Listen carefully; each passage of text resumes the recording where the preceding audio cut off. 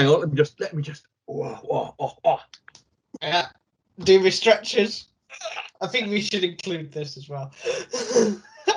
So, welcome back, everyone. This is episode 2 of the webinar series that we started last week.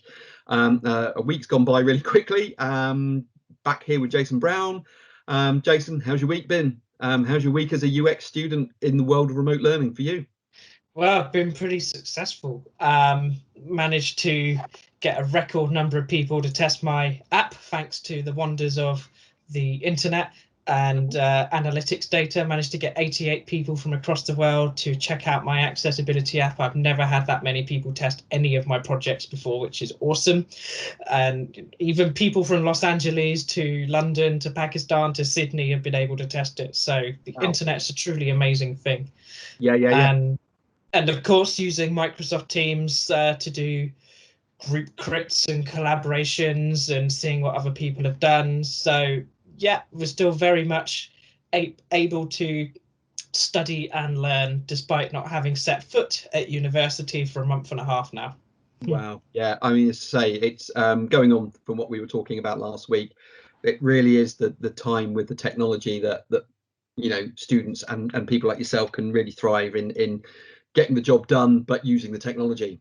So from my part of the world, I've got to just unveil that I'm wearing my accessibility t-shirt, as you can see here. So I have one of them. I have the Ninja Cat, accessibility ninja, today. So really that allows us to talk about some of the great accessibility things that we touched on briefly last week in Office 365. But you know, as we kind of get started in this on this this discussion today, I suppose really I'm thinking about what's the thing that makes using the cloud. I mean, if you were putting your, I don't know, making a list of the top things, what thing would be the thing that kind of really gives benefit to using the cloud for someone like yourself? Well, so many things. I mean, I think the first one that springs to mind in the sense of Office 365 is the sharing and collaboration aspect of it. So the fact that you're able to create a document and then share that with multiple people and they can all work on it at the same time in real time without having to email people, hey, this is version 1 of PowerPoint to present.pptx, and then somebody send back version 1_1, and then someone else send back version 1_1_2, and then all of these files coming back and nobody's got any idea what's the latest one. It's all in one location, we can all access it, it's always the latest version, and it just saves so much time and hassle. It's the modern way of working. Yeah.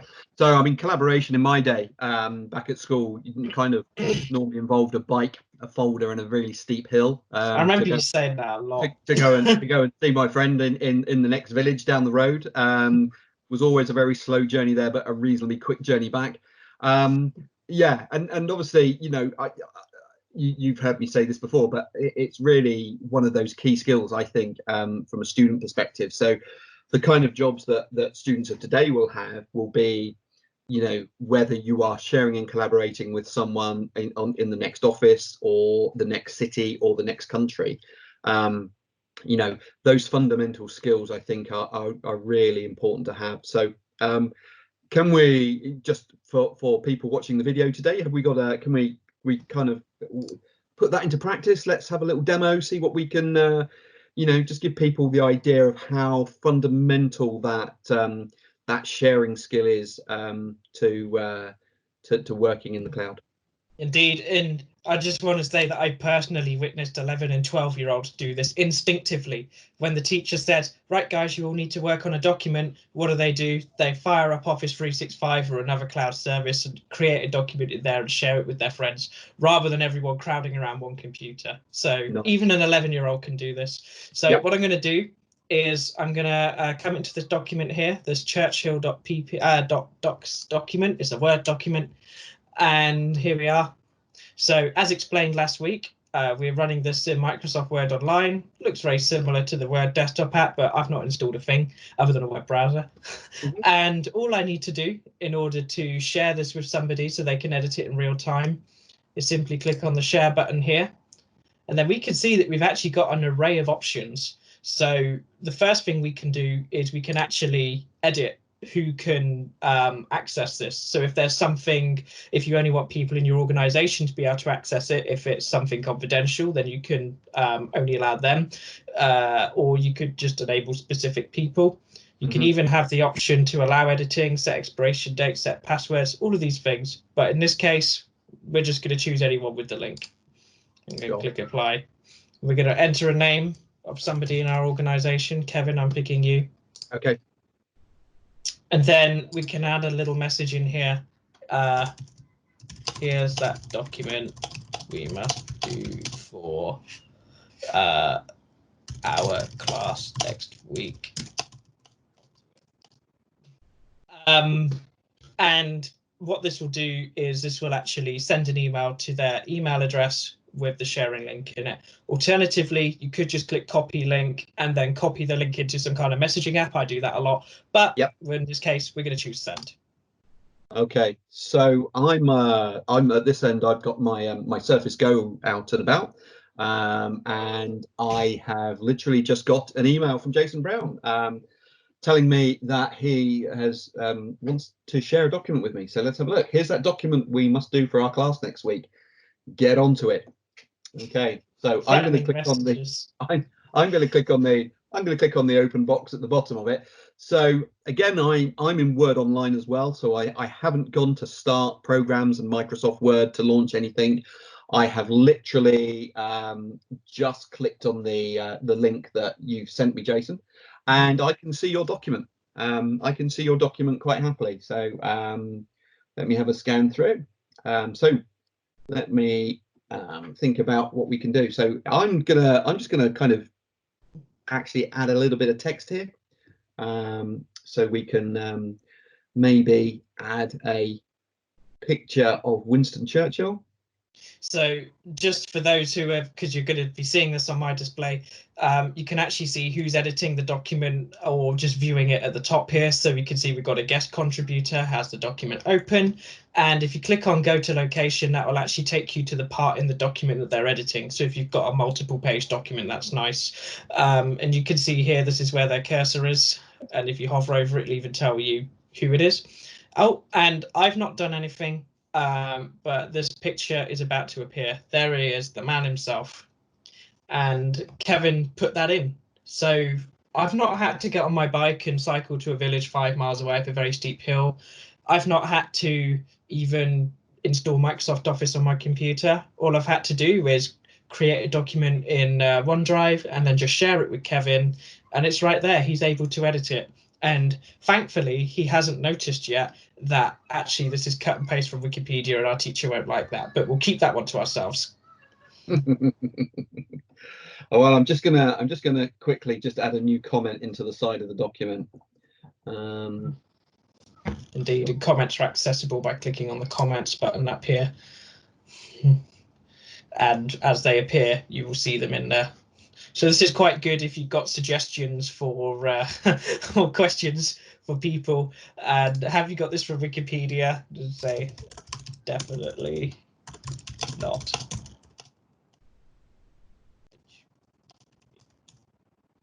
And there we go. So you can have little conversations there. Very good.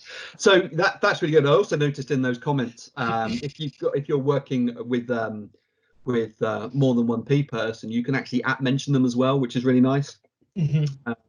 So yeah, I mean, obviously collaboration can be between two of us, but in the classroom perspective, it could be, maybe you three or you four work on this document or this presentation or something like that, and having those kind of skills to organize and kind of work out the work effectively and the workloads using these tools is really important.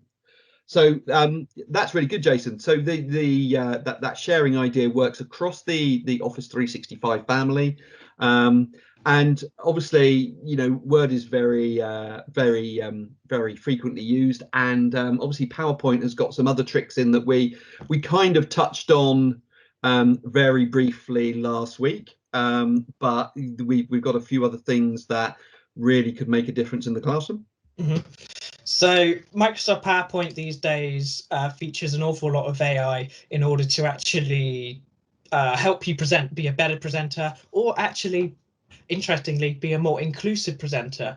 What about if there are people in the class who are hard of hearing, or English isn't their first language, or maybe the classroom is so big, perhaps you're presenting a seminar in a lecture theatre or something, maybe there are people far away who may not be able to hear you correctly, and so subtitles and closed captionings could be a very helpful option for you. So shall we give a demo of that? Oh, let's do. Okay, so I've got this PowerPoint here and it looks very basic, but we're going to roll with it for the sake of this demo. So all we need to do in order to get the closed captioning going is just click on slideshow and then click on from beginning. Now we're going to see the slide as it appears here, but you'll notice if you put your cursor down in the sort of left corner, you see these options, and one of them is for closed captions. It's this last one on the end here. No, it's this one here, sorry. If you click on that, you will see that everything I say appears in almost real time underneath the slide. That's cool. That's very slick. And the speech recognition's excellent. What about if you were maybe talking to an audience where English wasn't their first language? Well, you could actually change the language that the subtitles are written in. So if I was, say, I went to, I don't know, China or Russia or Korea or somewhere where the actual glyphs and the language are completely different, I could actually change what the subtitles into that language, so they'd be able to read along what I was saying without the need to have a translator there, like a person translating it for me. So really, the technology side of this really kind of bridges that language barrier completely. Yeah, it does. And as you can hopefully see, it's doing a very, very good job at actually translating well, not translating, but showing what I'm saying and getting it near enough accurate. Think back to that terrible Windows Vista speech recognition demonstration about 10, 15 years ago, and how bad it was back then. And now look how much better it is. We can actually rely on this technology these days. Indeed.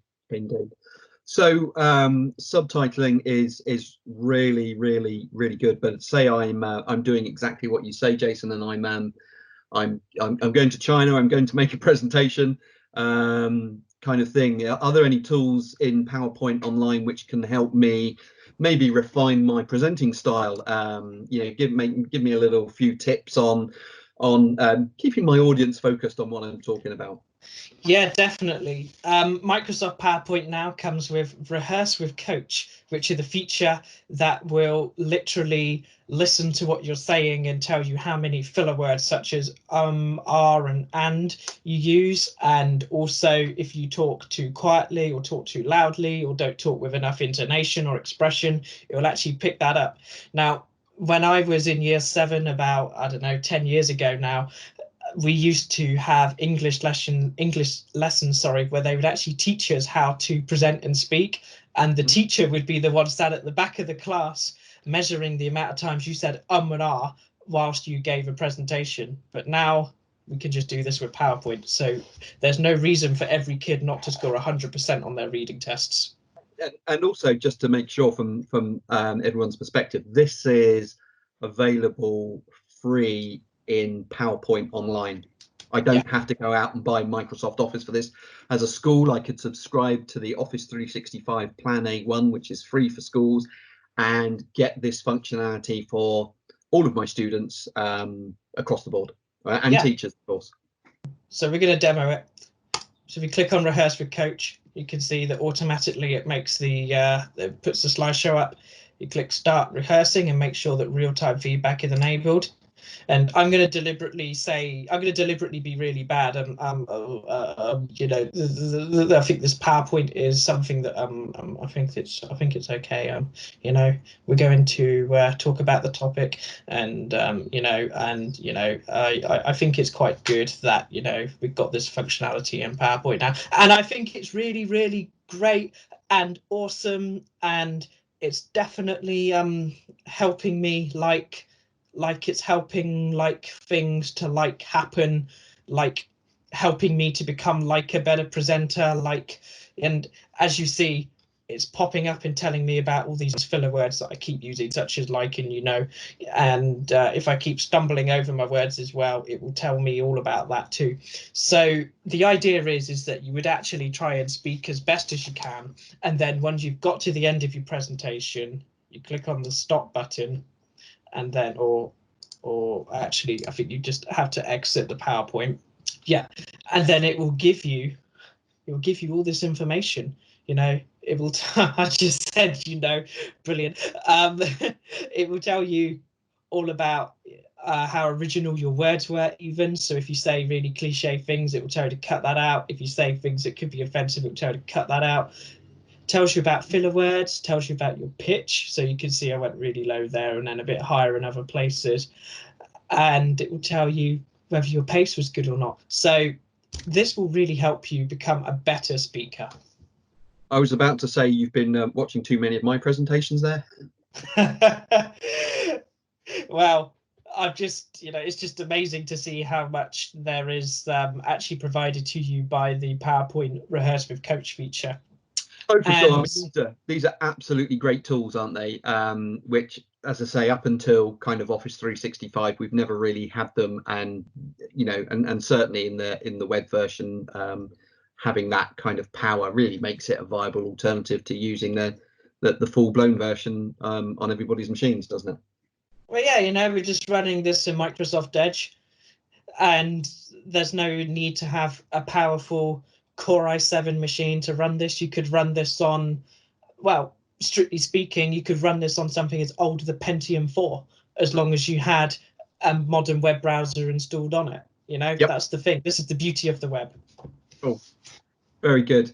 So that's really great, Jason. We've looked at those couple of things in PowerPoint, but I did notice again in that dashboard of tools there in Office 365 that I got this Office Sway, which is looks really intriguing. Can you tell me a little bit more about that and how, as a student, you would use that? Maybe when would you use that in different to using PowerPoint, perhaps? So I always describe Sway as a tool that will enable you to create very nice looking interactive presentations that aren't necessarily spoken. So Sway is very good for creating things that are meant to be interactive with either via a touchscreen or mouse and keyboard. So it's good for things like newsletters, and you can see some example projects here where they've got portfolios, newsletters, DIY projects, and talking about those sort of things. Whereas we've seen already that PowerPoint is definitely more adapted to the spoken presentation with its closed captioning and rehearsing modes and various other things.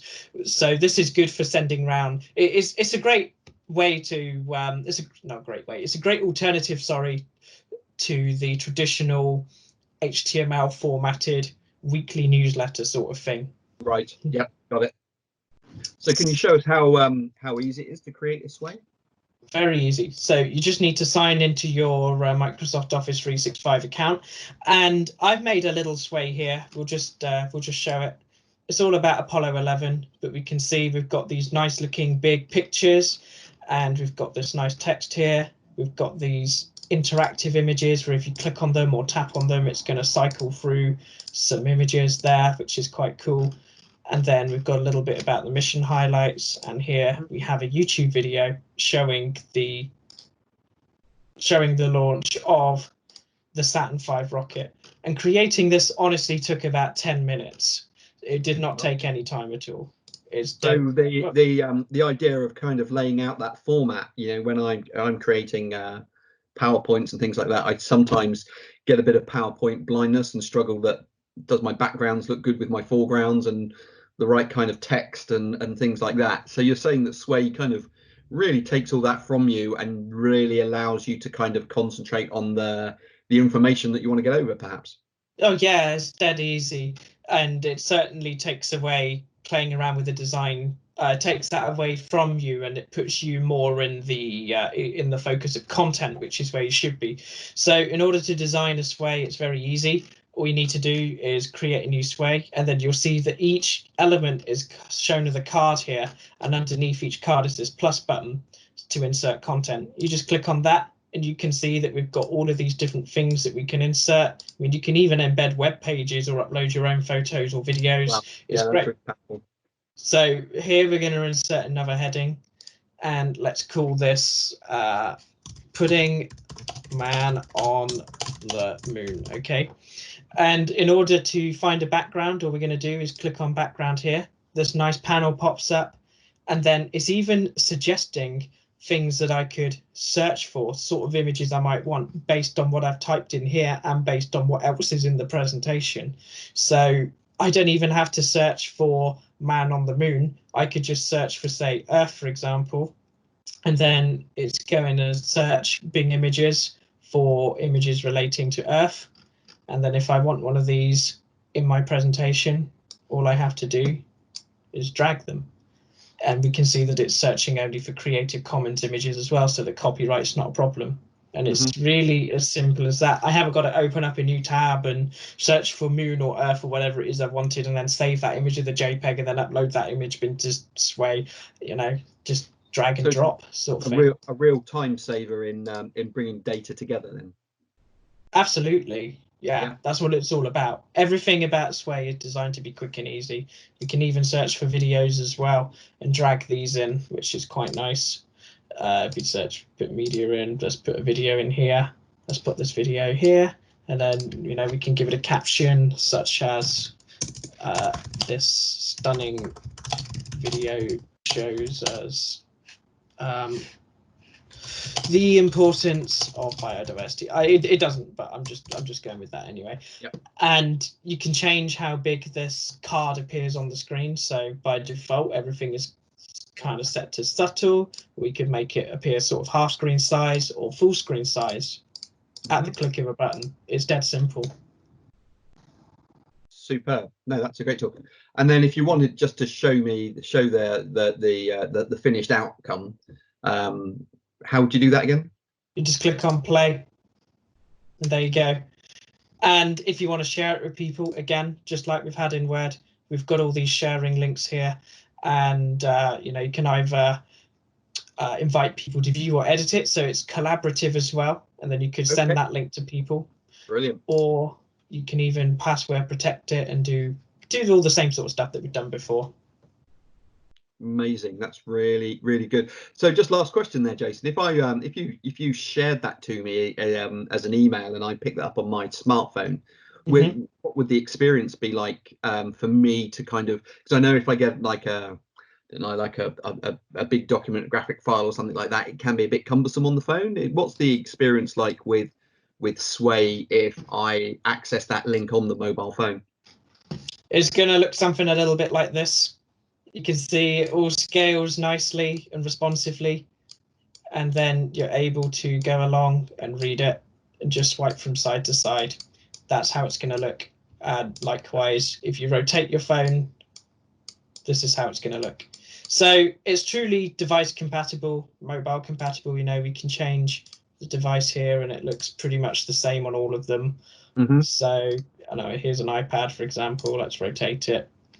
So it doesn't matter what device you've got, a Sway presentation is going to look great, and it doesn't even have to open up in the Sway app or anything. It will just open up as almost like a standalone web page, so you don't see any of the Sway UI to get in the way. And this is where Sway is better for these kind of newsletters and digital presentations and PowerPoint is, because it's not possible yet to share a PowerPoint as almost like a sort of standalone website without having the PowerPoint UI in it. Whereas with Sway, it definitely is, as we've just shown.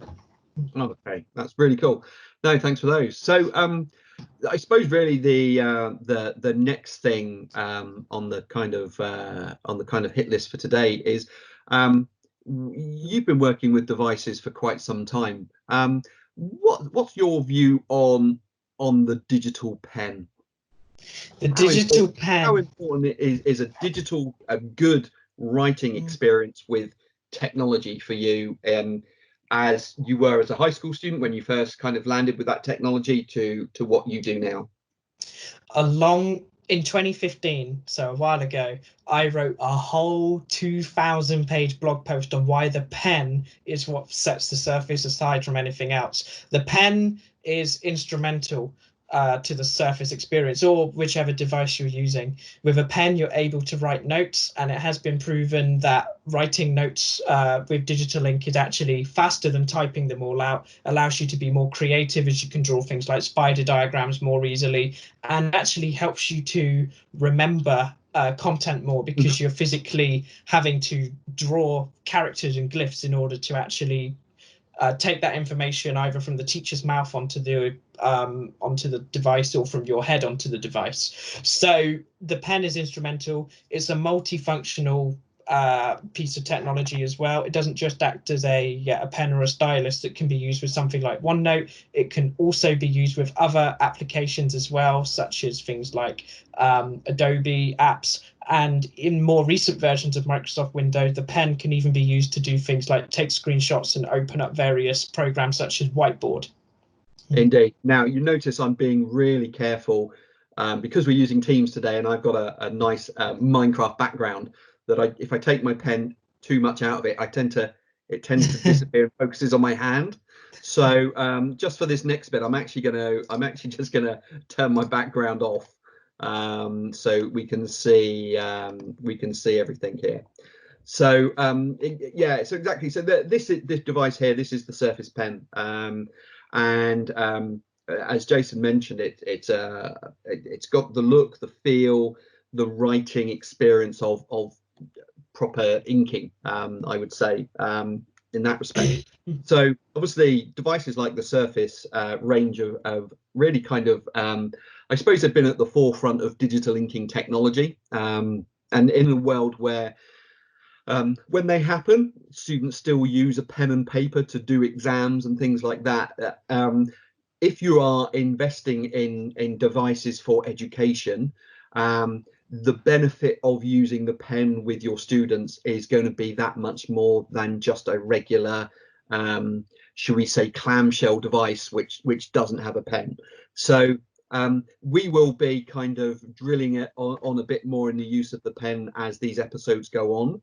But this is really just a kind of brief introduction into using the pen. So what we're going to do, we're going to use an application that we have in Windows 10 called Microsoft Whiteboard.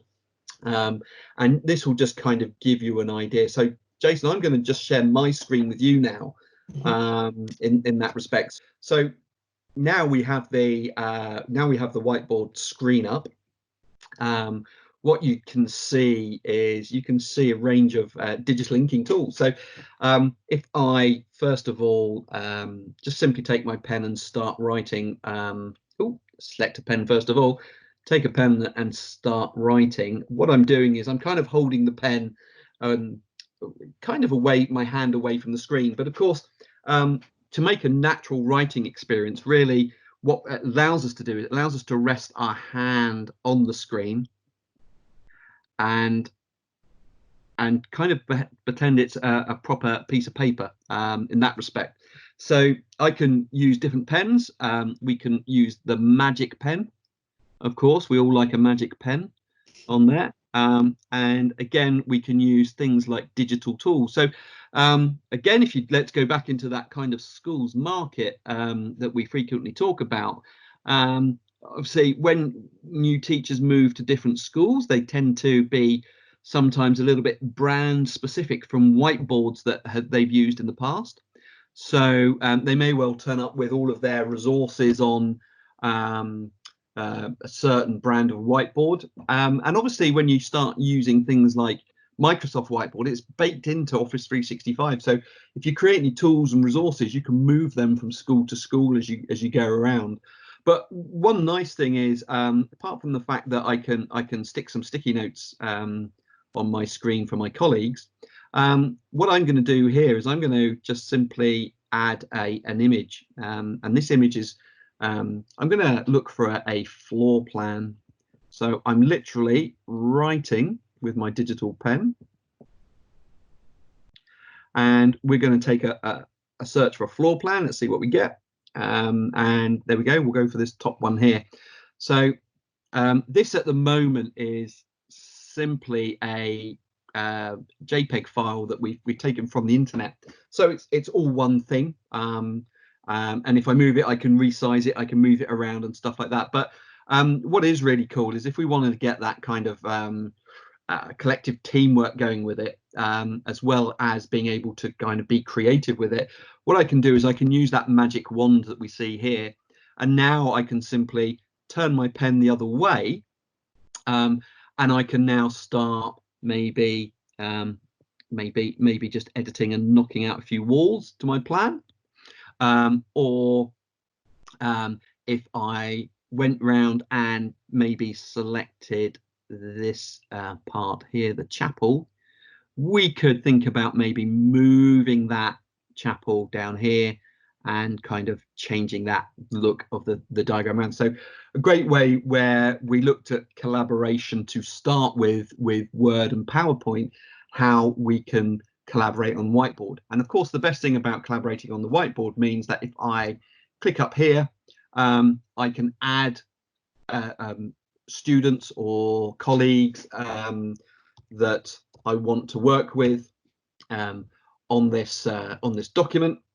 Just move that over there and go yes. Here we go. And that's now going to send Jason an invite to come and work on my whiteboard as well. So Jason, you should possibly see an invite that will come across to you to share my whiteboard, and this would give you the opportunity to come and kind of use the whiteboard application or web page to come and kind of collaborate on my whiteboard, which is pretty much a never-ending canvas. So we can add thoughts, we can add pictures, we can add notes, we can edit these documents, but it's all driven really at its best through the digital pen that we see here in that respect. So Jason, have you got my invite? Have you? Have I got it? Yeah, let me show you. Oh, fantastic.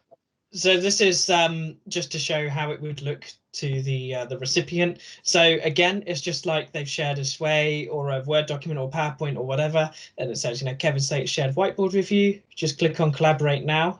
And then again, Whiteboard is also an Office 365 web app. You don't have to have it installed on your computer, and I really don't have it installed on this computer at all, because this computer is a desktop PC, so I haven't got it. But look, we're still able to see the whiteboard. We're able to add stuff to it, and Kevin will see that on his end as well. And we've still got the rubber and other bits. I'm still able to edit this floor plan and then add other bits and pieces into it. And yeah, so this just makes learning even more collaborative, especially from a teacher to student perspective. Indeed. No, that's really good. So again, Microsoft Whiteboard, absolutely free, part of Windows 10, baked into Office 365, and a great tool to just start using digital inking with your students throughout the way of using it. So that really is from using those applications. And I suppose really the last thing that we just want to talk about is kind of bringing this kind of all together from a device perspective as well. So what I want to do is, again, just wanted to talk to you about the app that is available in the App Store, Jason, called Setup School PC. I don't know if you've come across it before. I've heard of it, but I've never personally used it. What sort of thing does it do? Okay, so the Setup School PC app is really designed to get school computers up and running as quickly as possible. So traditionally, it's always been a little kind of an IT help desk kind of IT pro kind of thing. If a small school got some devices in, you'd have to pre-prepare them, you would have to send them to IT and they would have to image them and things like that. Setup School PC is a straightforward app that is free from Microsoft, which really allows you to take your device. So again, here a Surface Go would be an ideal kind of device here. and make it into a kind of cloud connected device ready to go. Again, what I'll do, let me just run through what we have. So to get your devices up and running, what you need is a USB key and the Setup School PC app. So what you're going to do is you're simply going to go to the Microsoft Store on Windows 10. You're going to search for Setup School PC app. You're going to download it onto a single machine, and when you launch it, you will see a screen that looks like this. Okay, so with your USB key to hand, what we'll do is just run this this wizard. This is going to create as a configuration package or provisioning package, and that is going to have the details of your school Office 365 account. And when we take our new device out of a box, or indeed we may well be re-provisioning or resetting an existing device, we're going to get it to that what we call the out of box experience. You've seen it many times before, Jason, where you get that Windows 10 kind of startup screen, and it asks you for the keyboard and the Wi-Fi and all of that. We're going to put this USB key straight inside of it, and then it's going to do the rest for us in that respect. So how simple is the Setup School PC app? Well, it's as simple as clicking on Getting Started and giving our provisioning package or our configuration file, whatever we want to call it, a name. So I'm going to call this School Test. Okay, we're going to click on Next, and the next thing it will do in the way of securely connecting your device to your Office 365 tenant is it will ask for a Office 365 account which can join people to what we call Azure Active Directory, which is from a security basis, and that will allow your device to kind of be registered in the cloud for your school. So I'm going to choose sign in. I'm going to choose a different workplace or school account, and this really means Office 365. So I'm going to type in my Surface edu.co.uk account, and my password, of course. And even now, the great thing about it is because that account is an administrator account, it's asking for what we call multi-factor authentication. So I'm now being prompted on my phone to approve that request. So not just anybody can do this. We need to have that second form of authentication. Now at this point, it's going to say, do you want my organization to manage this device? We can untick this here and just choose this app only at present, and this will now verify the account itself. So as we go through there, we'll now choose next, and we will look for the Wi-Fi network for the machine to join the kind of cloud connected environment. Now this is obviously picking up my home kind of Wi-Fi at the moment, but what I could do is I will add my own Wi-Fi network to maybe represent the school. So I'm going to go, it's called School Wi-Fi. How about that for an original name? Obviously the security type is going to be open in this case because it doesn't exist, but obviously here you would select your security settings and supply the password, but this is going to be just simply open at the moment. We choose accept, and it will add that school Wi-Fi connection to your configuration package. We're going to choose next. We're going to name the devices. So the devices are for my school, which is I don't know, they're going to be for the science team, and we're going to choose next. And then we just simply select what version of the operating system we're on. So if you've got new devices, now it's going to be what we call Windows 10 1903. We will talk about Windows 10 versions and the joy that we've had with them as well, probably in some future episode. But the bigger the number, the later the version. So let's choose Windows 10 1903, and we are going to set these devices up to be what we would call a shared cart device. So that shared cart device means that anybody in your school who has an Office 365 account can go to that device, sign in with their username and password, and it will authenticate them. It will only let them in as long as those two settings match in that respect, and give you that secure environment. So We're going to leave all of these blank. We can remove apps that are pre-installed, so the kind of extra apps that you may well get from some manufacturers, we can actually remove that at this point. But let's just go next. Now, course selecting the time zone, we need to come down to London. Always think London should be right at the top, just because it should be. But the time zone is correct.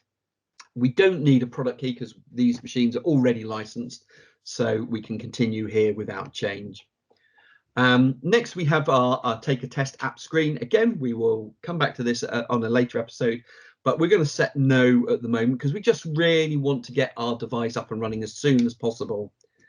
We would choose next, and now we have the ability to add some apps. So as you can see here, we have Microsoft Office Pro Plus. So that's the full desktop version, which you can install, but really, as Jason has talked about in this episode, that the Office Online tools, really, if you want to get up and running really quickly, and minimize that setup time as well, and have that light touch environment for students, Office Online is obviously really good. Microsoft Whiteboard, we just had a really little dip into this digital canvas where we can bring content and people together.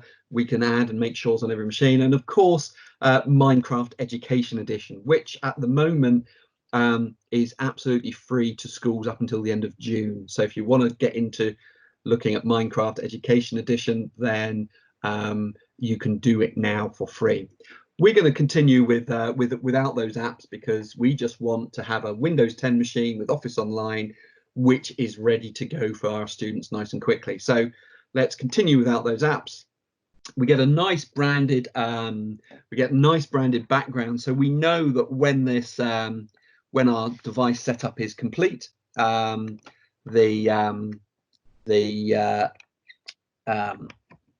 setup will be branded. Sorry, I'm just fumbling around to get that USB key in the side there.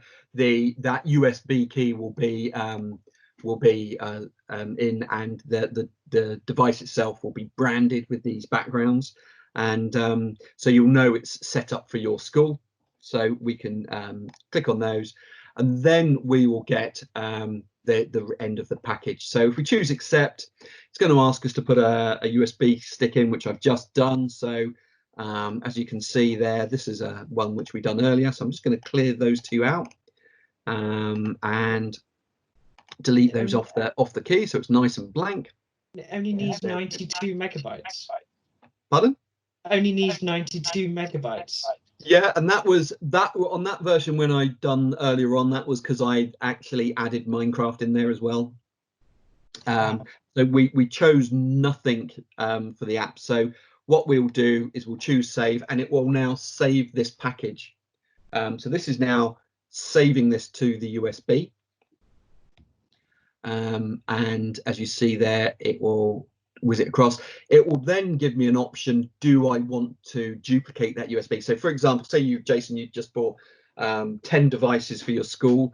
You could have 10 USB keys. You could line them, take them all out at the same time, whack a USB key in the side, line them all up, and do them all instantly, if you see what I mean. So I've got the option to add a USB. I'm not going to in this case. And now it says on the screen, it says, yeah, if you've once you finish this, line all your student PCs up, get it to that screen. Let's start with the region. Is this right? Put the key in the side, and then it will configure all the rest of it. So we're done. If we now look at the that USB key as well, what we can now see is that provisioning package has now been created, and we are absolutely ready to go with configuring any Surface or OEM device to be connected to our Office 365 account and create a secure, compliant environment for Office 365 for those students to be working in that respect. So as simple as that. There are other things that we can get that provisioning package to do, but we're not going to cover those just at the moment. And that really is the simplest way. So the Setup School PC app will just allow us to create those provisioning packages straight away, and you can either get a new machine up and running really quickly, or alternatively you could take an existing machine if you want to re-provision those for maybe student use at home. You can reset those devices, so you can go into the settings and you can factory reset it. It will come back to that kind of out of box experience. Use your configuration package on your USB key and set an existing device up as a cloud book connected to Office 365. There we go. Cool. So, oh look, I'm back in my normal room now. My Minecraft world has completely disappeared. So yeah, a really easy way to kind of move that forward. So I mean, really today, in that kind of continuing journey, we've really looked at some of those kind of other Office 365 tips and tricks, you know, things that can be used there. And obviously looked at starting to use that kind of the importance of the infamous digital pen in that respect. So there are going to be, as I say, there are going to be other things that we will continue to kind of expand that story in the next episode, and hopefully we'll be also kind of tuning in with some other guest people to come and span their knowledge about the lockdown environment as we stand at the moment. Yeah. Okay, so I think that kind of wraps it up for both of us. That would be the ending to episode 2. Attack of the webinar. Indeed. See you next time.